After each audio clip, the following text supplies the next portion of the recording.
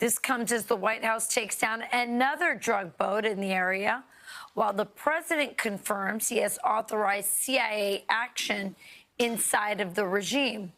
Trump summing it all up with this message for Nicolás Maduro. Listen. Mr. President, it has been reported that Maduro offered everything in his country, all the natural resources. He has offered everything. He's offered everything. You're right. You know why? Because he doesn't want to f around with the United States.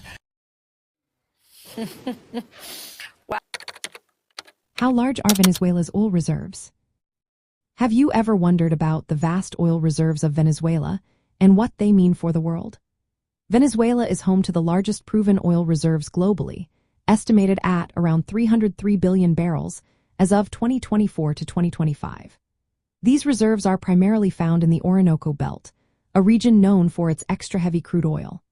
This type of oil is thick and requires advanced extraction techniques due to its density and composition. From an international policy standpoint, the size of Venezuela's oil reserves makes the country a significant player in global energy security and geopolitics. The reserves surpass those of other major oil-producing nations, making Venezuela an essential asset for energy markets worldwide. However, despite having such a vast resource base, Venezuela's oil production capacity is not being fully utilized. In recent years, production has been below 1 million barrels per day. This is far from its potential production capacity, which could reach between 3,500,000 to 4,500,000 barrels per day if the right investments and operational conditions were in place. The gap in production is largely due to economic instability, aging infrastructure, lack of foreign investment, and international sanctions that limit access to necessary technology and capital. The state-owned oil company, Petróleos de Venezuela, S.A., manages these reserves but faces many challenges that restrict output. While international partnerships, such as those with Chevron, have provided some assistance, the full potential of Venezuela's reserves remains constrained. From a broader energy security perspective, Venezuela's oil reserves present both opportunities and challenges for international relations. On one hand, these reserves could offer a stable supply of heavy crude oil to global markets, especially as the demand for various oil grades continues to grow. On the other hand, the political instability and sanctions complicate Venezuela's ability to reliably contribute to the global energy supply. This situation can affect market dynamics and international alliances. Additionally, Venezuela has significant natural gas reserves, estimated between 160 to 200 trillion cubic feet of non-associated gas and another 160 trillion cubic feet of associated gas.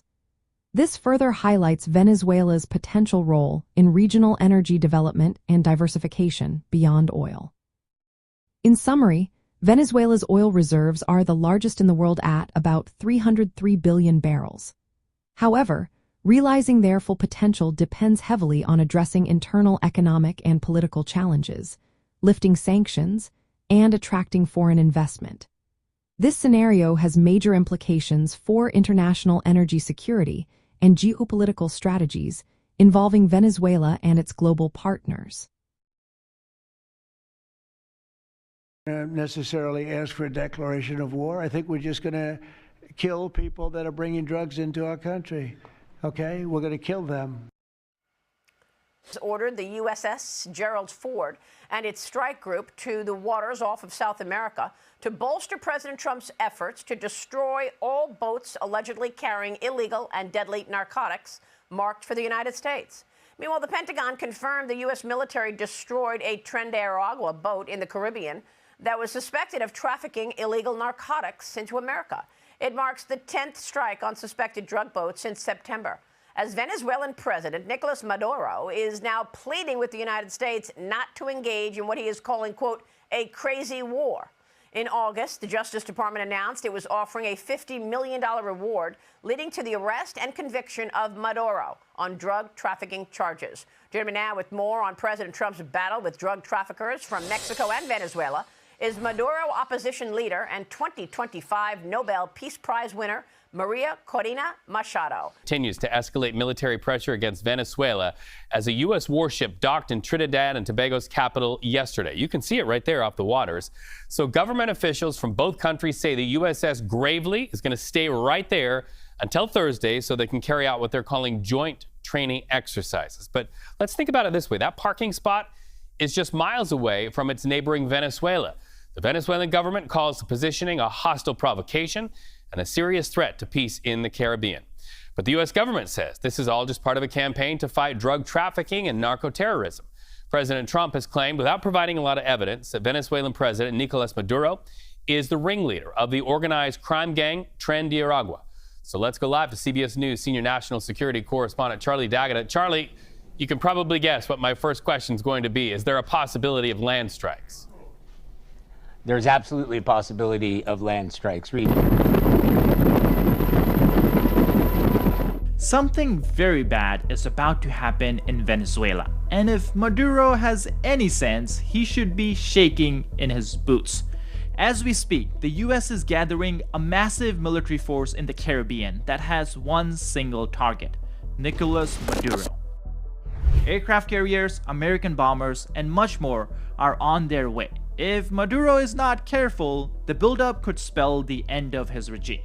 So, what's happening? We'll start with the aircraft carrier. Right now, USS Gerald R. Ford is making its way to Venezuelan coast.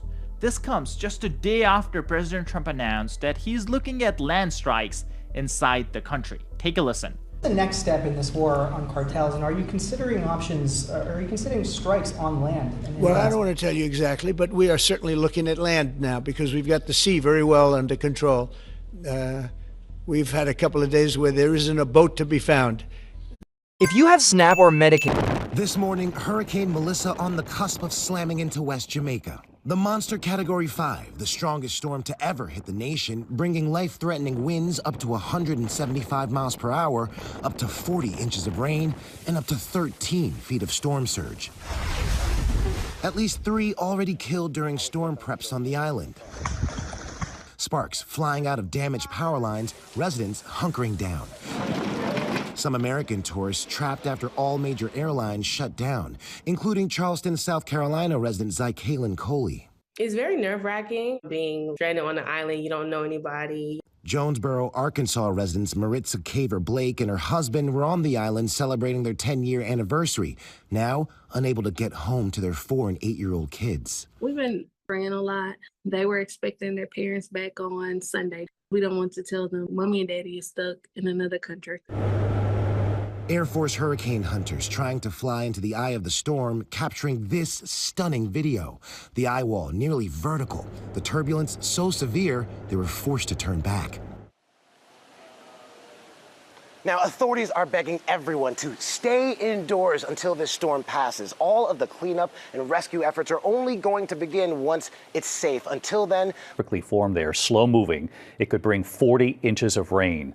The storm's outer bands already making an impact on Jamaica. Wind gusts picking up, rough surf slamming the shore, but nothing like what they're about to see. Jamaica's airports now closed. Tourists who did not leave in time will be forced to ride out the storm.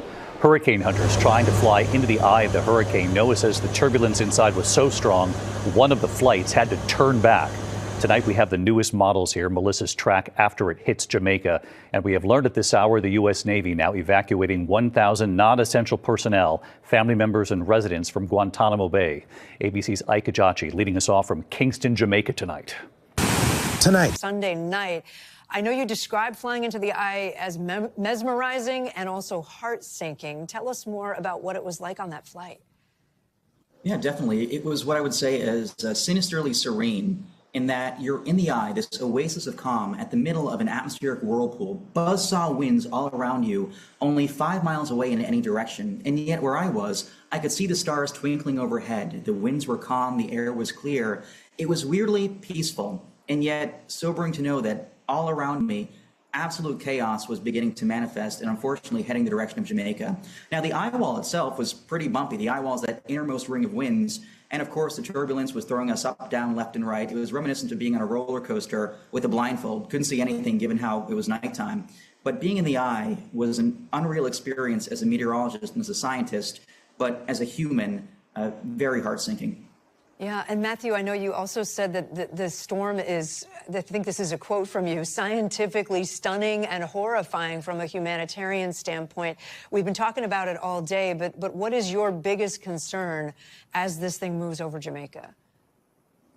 I think it's honestly threefold. It's a multifaceted disaster. You have tornado-like winds in the eye wall, which is about 25, 30 miles wide, and that will carve a swath of high-end wind damage.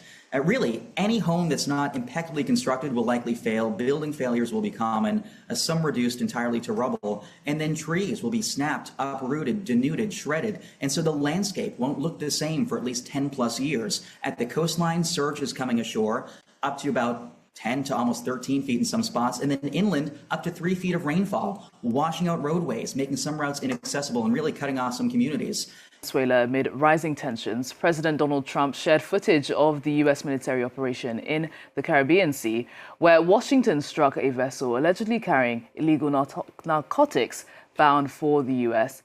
But there's accusations that the footage is AI generated. Tell us what's the story, Vedika.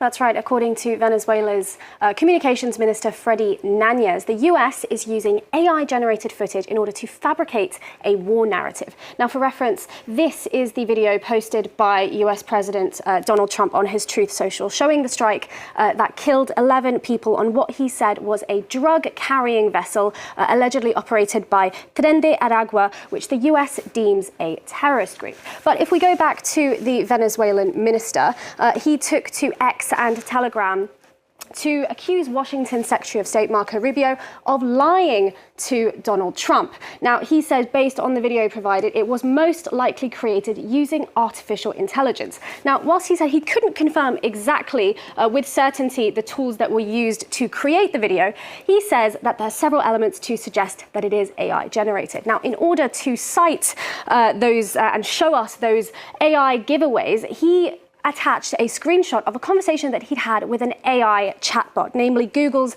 Gemini chatbot. Now, as per the screenshots here with Gemini, these were the reasonings as to why the video would be AI generated. It says here that there's almost cartoon-like animation rather than a realistic depiction of an explosion. It says that there's motion artifacts and a lack of realistic detail, particularly the water is unnatural and highly stylized. It also says the content of the video seems to be a composite of different elements, including the unclassified text that we saw and the watermark. But overall, that is what we're looking at, Ian Kerr, the Venezuelan communications minister, accusing the White House of AI-generated footage. But his citation for that is a conversation with an AI chatbot. So much for being here. Let's start where I left off with the Treasury Secretary and the shutdown. Federal workers have now missed their first full paycheck. Democrats are demanding that any deal to reopen the government include an extension of those Obama laws. Do you agree with that? No, it's murder. It's very simple. If this president feels that they're doing something illegally, then he should be using the Coast Guard. If there's an act of war, then you use our military, and then you come and talk to us first. But this is murder. It's sanctioned murder that he is doing that. And it's very simple for someone like him to talk about killing people or doing something in the name of war. He's never actually served. He's never actually pulled a trigger.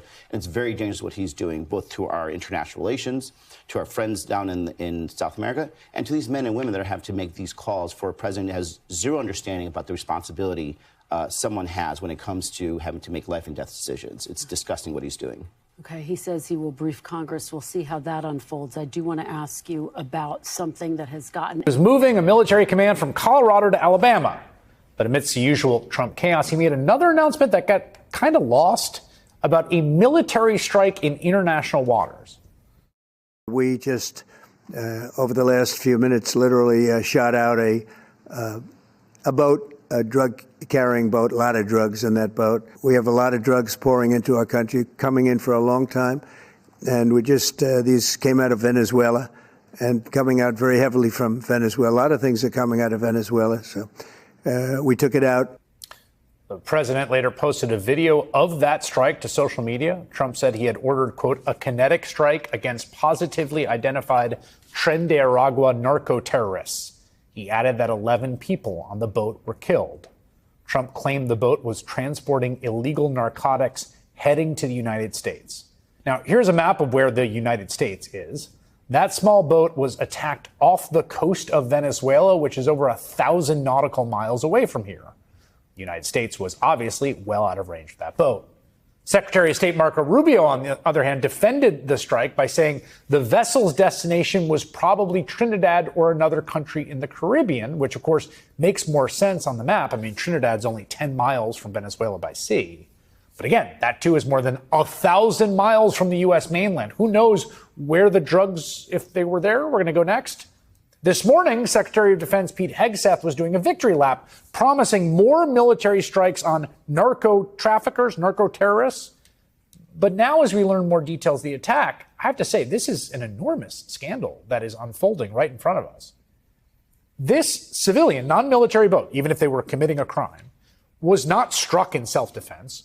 No weapons were evident. Whoever struck it, and the U.S. has shared no details of that, didn't try to disable the engines or to board the craft. They just summarily killed everybody on board. As a Notre Dame law professor told the Washington Post, the strike violated international law. The U.S. is not in armed conflict with Venezuela or its criminal elements. This is exactly the kind of operation that, if it existed in a Tom Clancy novel or movie, would be getting covered up because all the principals in the film would know it was illegal.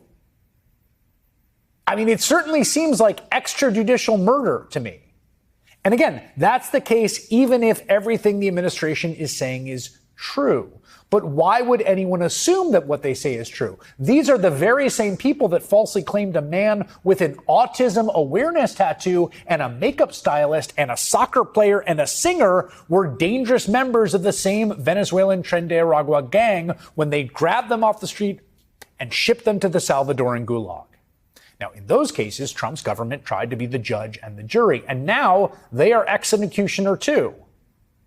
Whatever pretext this administration may claim, this looks, for all the world, like a just flagrant violation of domestic U.S. law and international law. And there needs to be answers to how and why this happened. And I'll talk to Senator Chris Van Hollen about that next. Has a warning for the United States. If you mess with our country, you're messing with all of South America. President Nicolas Maduro made those comments in a rare news conference on Monday amid the buildup of U.S. naval forces in the Caribbean. Officials in Washington say ships are moving into the region to combat drug trafficking, allegedly linked to Venezuela. But President Maduro has not taken kindly to the show of force, calling it the biggest threat seen in South America in a century. 8 military ships with 1,200 missiles and a nuclear submarine are targeting Venezuela. This is an extravagant, unjustifiable, immoral, and absolutely criminal, bloody threat. They have wanted to escalate what they call maximum pressure, which in this case is military. And in response to maximum military pressure, we have declared maximum preparedness for the defense of Venezuela.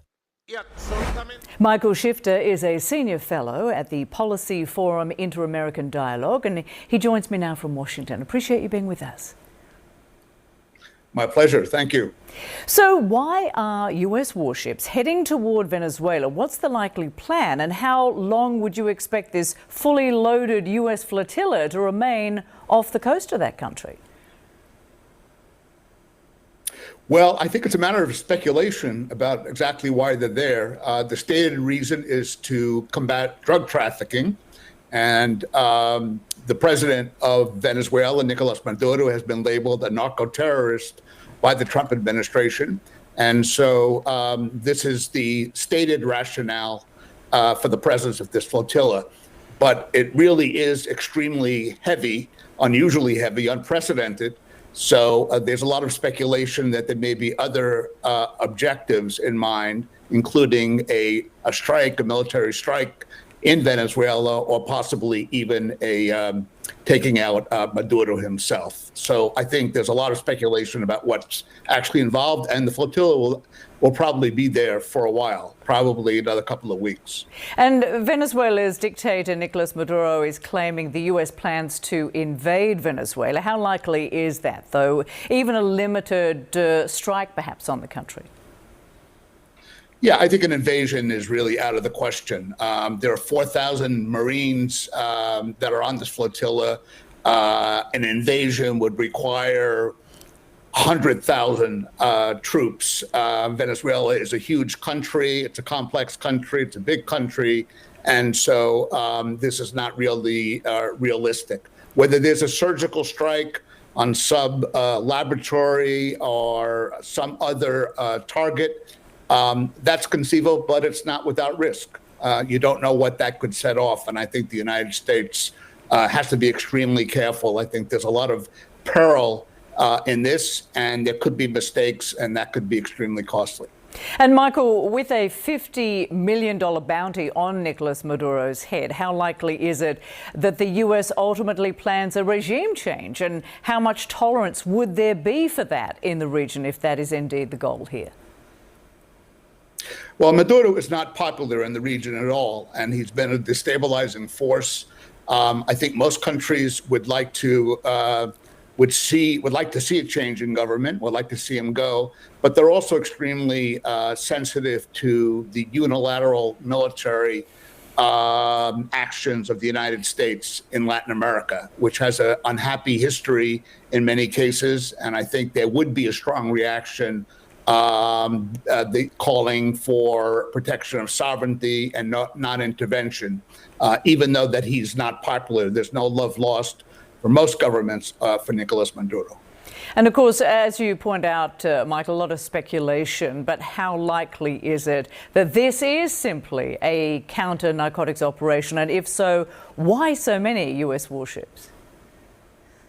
Well, I think that's the big question. That's why I think a lot of analysts think that it's not limited to that it has other objectives. It clearly is an intimidation of the regime. It's a scare tactic. It's a way to apply more pressure by.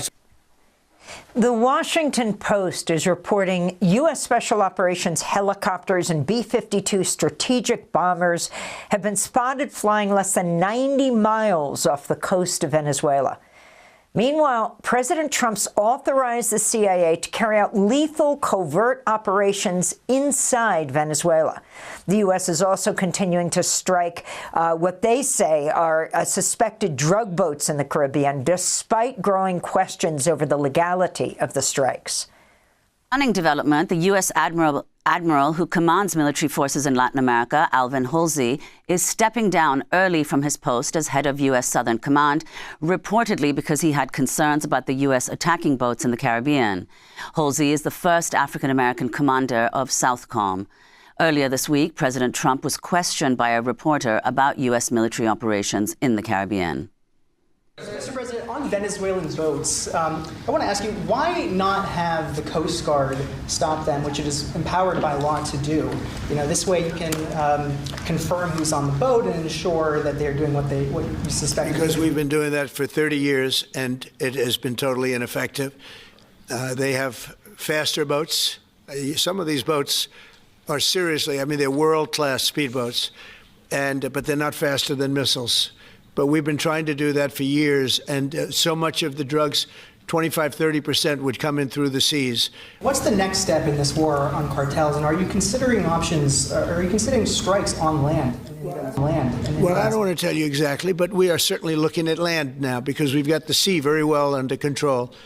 We're joined now by David Cole, professor in law and public policy at the Georgetown University Law Center. He's the former national legal director at the ACLU. His new piece in the New York Review of Books about Trump's bombing of boats in the Caribbean is titled Getting Away with Murder. Welcome back to the program, David Cole.